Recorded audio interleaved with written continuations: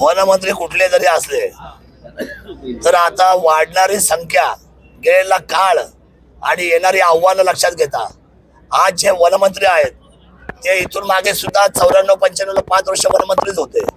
त्यांचा हा दुसऱ्यांदा टर्म आहे. ते हुशार आहेत, संवेदनशील आहेत. उपाययोजनेमध्ये आपण भरकटता कामा नये. आता याच्यावर लाईन ऑफ ऍक्शन व्हायला पाहिजे.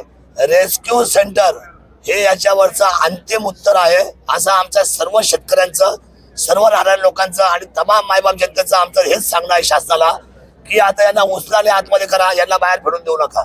एक बैठक मुंबईला तातडीची झाली आहे, त्याच्यामध्ये रेस्क्यू सेंटरचा मुद्दा आलाय, पण त्या गोष्टीला आता 1.5 महिना झालाय. आमचं म्हणणं आहे का तुम्ही सुमोटो मागचा पुढचा विचार न करता बिबट आपत घोषित करावी महाराष्ट्र राज्याला. कारण आज सगळ्या ठिकाणी हल्ले होत आहेत. 10 किलोमीटरच्या अंतरावर आता नागपूरला सकाळपासून एक बिबट्याने हायदोस घातलाय. इथे ते बिबटे वाढले तर इथे यायला वेळ लागणार, आपल्याला बसायला मुश्किल होऊन जाईल.